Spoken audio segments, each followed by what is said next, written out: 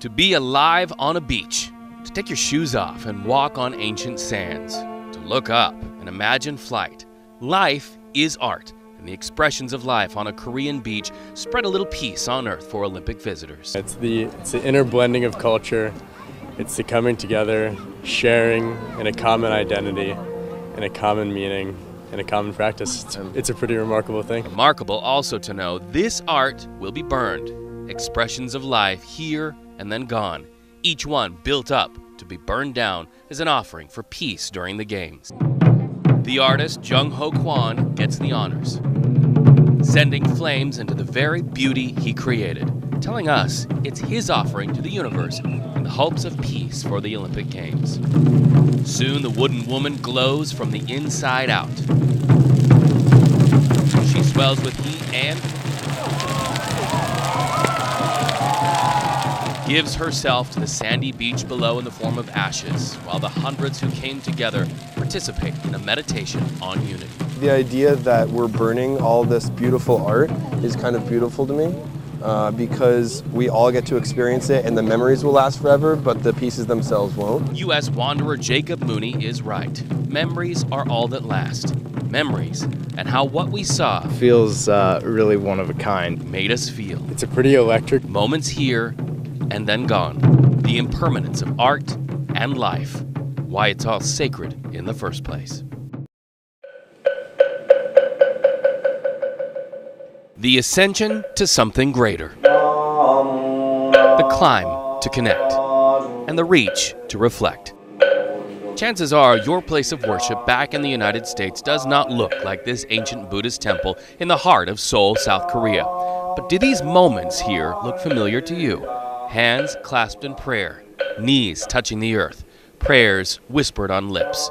American Rob Peterson entered this place whispering, wow. This one just kind of takes your breath away when you walk in, just, you know, the size of it and everyone kind of in there doing the chanting. Peterson cannot understand the chanted words, but says he feels their ancient messages are universal. So often we're just heads down in the moment, grinding through our busy days rather than taking a step back and trying to take a deep breath and focus. New York's Hiro Shinohara brought his 6-year-old daughter to Korea to enter the temple. What will he tell her about this intersection of faith and culture during the Olympic Games? Whether it's Buddhism at this temple or any other religion around the world, I think people come for that place where they can find peace and hope and positive energy. Part of human nature that we all have that need. We all exist in the shadow of larger things, lit up by the stories we believe, shaping ourselves in the image of what stirs awe. This place, perhaps like some place back home where you connect to source, similar because of the people who reach. Coffee, in all of its forms, Korean coffee magic here, is friendly. And here on Onmuk Coffee Street, overlooking icy waves and sandy beaches, just a stone's throw from Olympic Village, there's an entire street dedicated to the love of coffee. A place where locals mix with tourists to just hit pause in life and take in the view. Waves below, kites hovering in the cold wind. This is one of Pyeongchang's crown gems, showcased to the world during the Olympic Games. All right, so I'm going to learn how to make the perfect cup of Korean coffee. Show me how. Turns out Korean coffee is made the very same way as anywhere else. Just grinding the beans. But somehow, this is process making espresso. It smells so good. Korean coffee tastes, well, richly Korean. Perfect. Korean coffee. If you drink coffee, it means that we are starting our today. These sisters believe coffee can be a conversation starter, even when the talk is troubling. Let's drink some coffee, or let's grab some coffee. And then we come here, and they're like, oh, drink coffee. And then, oh, you know, and I have something to say to you. What they have to say about their country and neighboring North Korea is, don't believe home is dangerous. They just know about Korea is very dangerous because of North Korea, but it's not that true. Korea is their home, a place where their day starts just like yours, over a cup of coffee. And whether Olympic rings or coffee cups, this time is a time to pull up a chair and hear each other. It's a good opportunity to communicate each country through this Olympic. Like, if we have serious problem, we can also serve it like through this Olympic. These faces I like everything fish. have been here before. Very long time. They're here wearing the expressions of their ancestors who, like them for hundreds of years, harvested the waters to neatly lay out fish for sale day after day. Their relationship with the waters is a symbol of the trust of the Olympic Games. Nature will provide, people will connect. Life is beautiful. Welcome to Olympic. And welcome to Korea. Tahi Lee tells me she's a child of North Korea, and here, where a tire rim holds hot coals to warm tea, people haven't forgotten what it is to know a stranger and honor a regular customer. And what do their youngest workers know of you in the United States? American? Yeah. Hamburgers. Justin Bieber. Baby, baby, baby. Oh. I like that. Very good. Yep. Here, we don't often share the same words, so laughter connects. Laughter, a reminder that we all want the same things. We all have something to offer. Laying out what we harvest, hoping it matters to those who pass us by as the years add up, with the shared need to find warm moments and friends. Friends everywhere we go.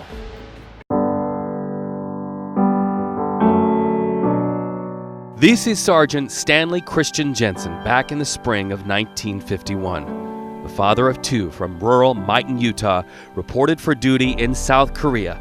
And before leaves turned color in his hometown, Sergeant Jensen died from enemy fire not far from Korea's Bridge of No Return that same year. Tens of thousands of Americans just like him paid with their lives so that decades later, South Korea would be stable enough to host the Olympic Winter Games. I come from a long line of service members, some of whom served in Korea and during the Korean War. Elise Van Poel from Reno, Nevada at the U.S. Yongsan Garrison knows where she serves. Others have as well. The poster in the USO building in the same place it hung decades ago. You've got what it takes, soldier. Now take care of what you've got.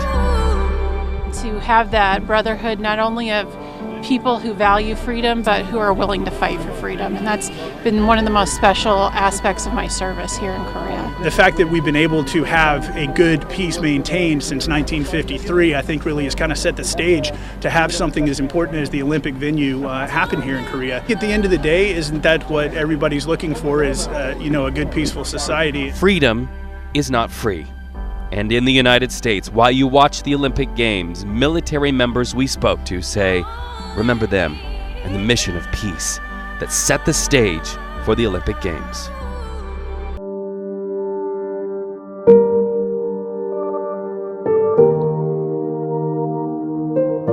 This is what love looks like.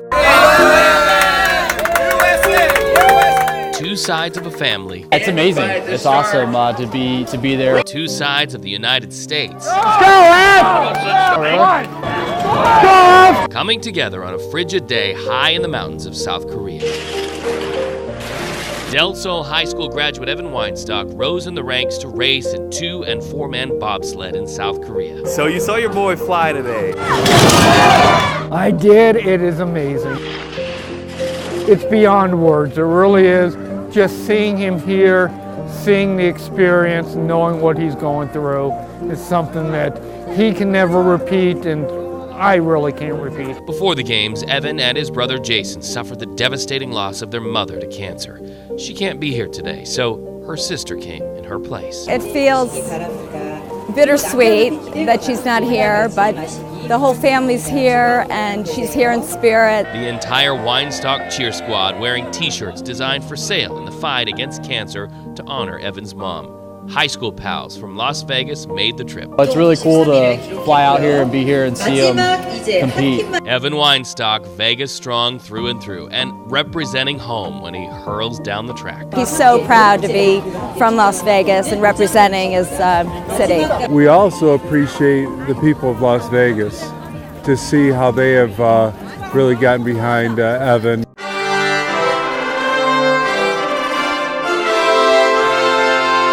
The Olympics sends the right message. The right message at a time we all need it. It's nationalism in the best sense, where people are cheering their countrymen and raising their flags, but for a good reason, for sportsmanship and for peace.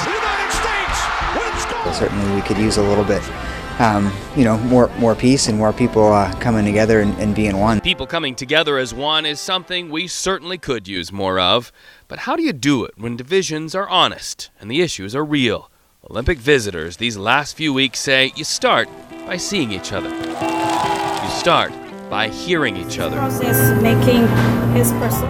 And you start by being open to the person who may not look or sound like you. We can't shut ourselves off from different cultures because we can all learn from one another. It was the 60s when a Senegalese man taught the world, in the end, we will conserve what we love.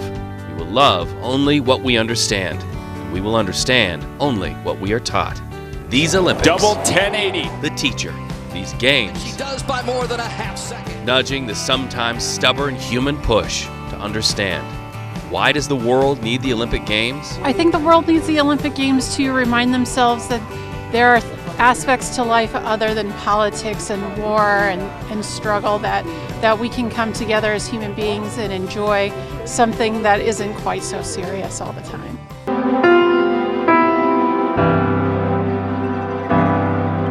Words really are not enough. Our nation honors her sons and daughters. When you think about the thousands who answered the call to defend a country they never knew. Thousands who gave their lives for strangers. And a people they never met. These are their names. These, their faces. This is their place. Why should we stop? Why should we look? Why should we read the names? Why should we remember? It's one of those moments where you have to step back and you think about what these people fought for. Jeremy Trice is a U.S. soldier serving in South Korea, a Texan who watched sunlight filter in onto bronze names. Texas covers 2.5 boards alone. Imagining their stories. I imagine a lot of farm boys. And sensing their sacrifices. Probably a lot of young families, younger wives, maybe a couple of children, a whole future. They gave their futures so that Koreans could have one. Koreans who once reached up out of war for help, cheered when U.S. soldiers arrived. This statue showing Korean brothers standing on the dividing fracture of war. This one of Korean daughters holding 2 clocks. One marking the start of the war, one the current time, with the clock resting on the ground waiting to start when and if Koreans unite peacefully. U.S. soldier Matthew Reed came here today to see a teardrop made of U.S. soldier dog tags. What message resonates for him in these halls? Honor your country, live for your country, don't do anything that would destroy your country. Meet Bernard Weinstock. And your friends call you? Bernie. Bernie to friends, but to Olympic bobsledder Evan Weinstock, he's... Grandpa. Grandpa Bernie. Yeah. You're not at all proud of this kid, are you? I'm tremendously proud of him. Bernie's that kind of grandpa who may repeat a story or two. I would put my hand up high, and he would jump to give me a high five. And a grandpa who keeps... So you keep his clippings? Yeah. Every mention of his grandson... Weinstock, brightest of stars. In every newspaper clipping. All-state champion. A grandfather who holds on to every picture ever taken. This is a good-looking picture of him. What, are you saying the others aren't? Yeah. Well... Pictures of a boy who grew up to be an Olympian. It's a dream come true for him. And again, he's living a wonderful dream. Bernie Weinstock is a grandpa in a world that needs more grandpas just like him. Why does the world need a grandpa?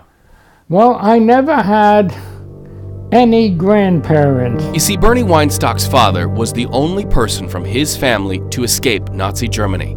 Being a good grandpa to his grandkids perhaps is rooted in the fact that Bernie didn't have a grandpa growing up. I never knew any grandparent.